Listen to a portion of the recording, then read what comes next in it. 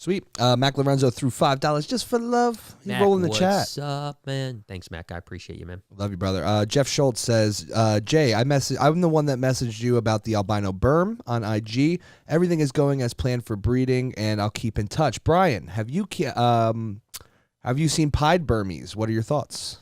I've seen PIED Burmese, and I love PIED Burmese. I'm not a buyer at this point. I could see PIED Burm being in my future for sure. Yeah. But it's, not at this stage. I just don't play. It's an investment animal right now. Yeah. And I don't really play that hard in the investment animal world. We'd want it as days. a pet. Almost, yeah, we want it as a pet. I don't want to breed a Burm ever. Yeah.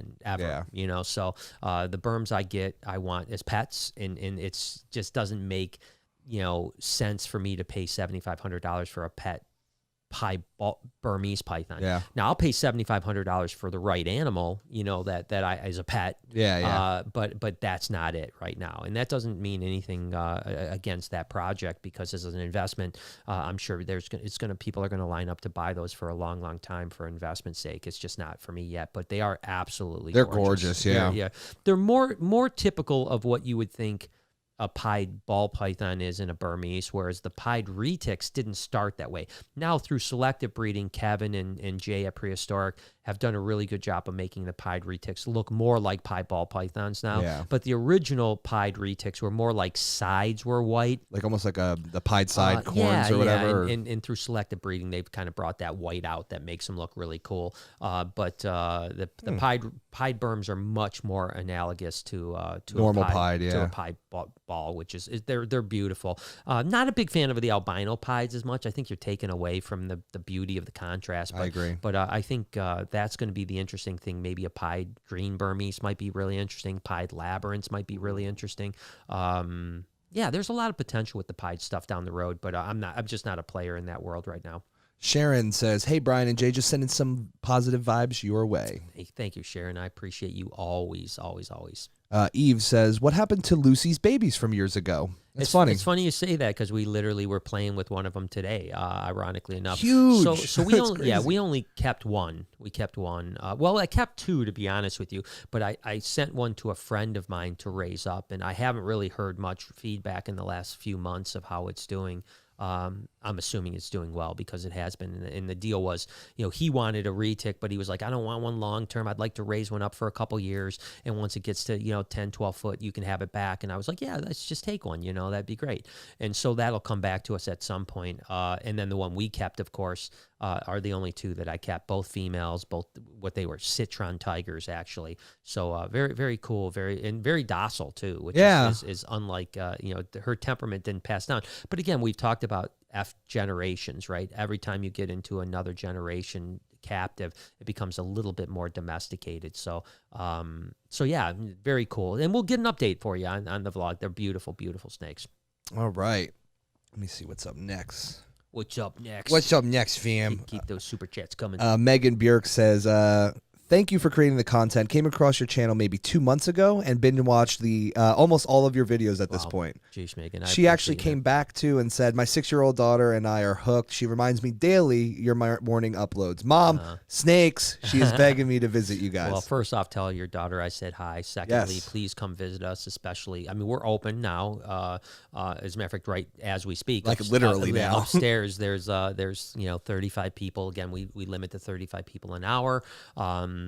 It's been going good. I mean, we're sold out almost all the time, which is great. So, when you come out, of course, you can do tours and private events too. So we appreciate you. We appreciate everyone that supports us. It's been, knock on wood and all the non-jinxing things I can do. I've talked about how we typically have done things and they haven't worked, and then we've had to redo things. With the exception of COVID, the Reptarium worked from day one, which was the only thing I think, and myself and Lori have started so many businesses. Even this podcast is an example of like how it's going well, but it's not going like I talked to my manager 2 days ago, and I'd said, hey, where do you think we are as far as maybe, because a lot of podcasts will get sponsors, like, hey, this podcast brought to you by Raycon or whatever the case is. And he told me, he's like, yeah, you guys need to grow at least, probably 5 to 10 times the size you are right now before we can bring on any sponsors of any significance. So the podcast, although we love it, and I do still believe in it, I believe it's and we'll work it regardless. We'll continue to work it hard because I love doing it, quite frankly, too. But this is an example of how most of my business ventures work. Like they start, they're either mildly successful or a failure, and then sometimes become a success down the road, something like that. So the Reptarium was one of the few things what's the only thing that we've ever done that was a success from the minute we opened.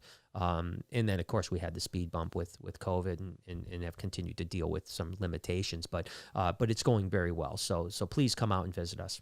Timothy says, any tips on breeding yellow anacondas? I heard you used to work with them. I did, I also thank you for talking about anxiety. Inspires me to work on my anxiety harder. Well, good. And interestingly enough, the last couple of days, I haven't felt quite as good as I had for the last month and a half or so, 2 months. So I'm still working too. I mean, today was a little bit of an off day. Yesterday I didn't feel too terribly bad. The day before I felt horrible.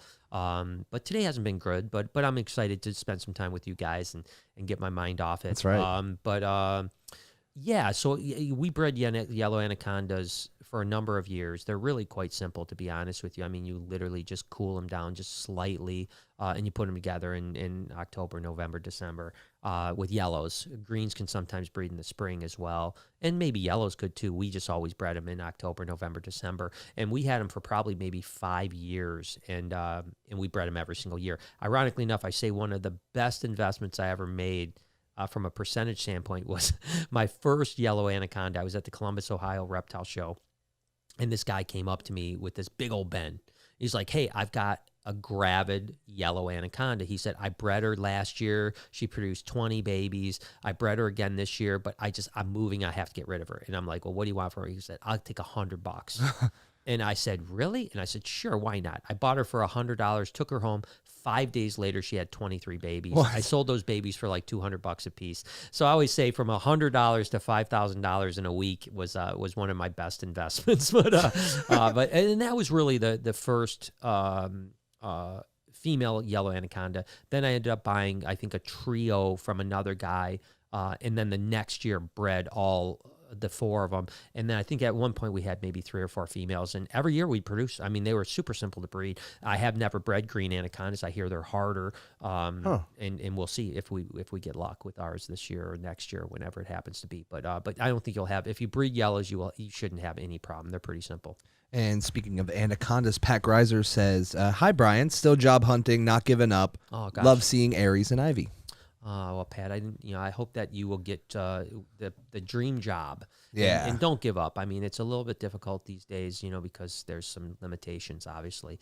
But at the same time, I'm sure you will find what you're looking for, and I'll be sending all the positive energy I can your way. Damn, son. Can we rail this in?